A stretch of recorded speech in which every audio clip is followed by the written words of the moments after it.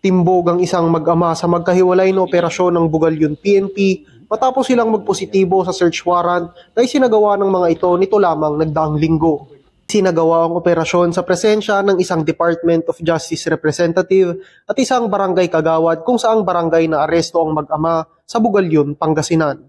Two separate operations for violation of Republic Act 9165 was conducted by virtue of a search warrant issued the Executive Judge of RTC Dagupan, wherein we were able to confiscate drug paraphernalia or shabu amounting to more or less 40,000 pesos and numerous drug paraphernalia.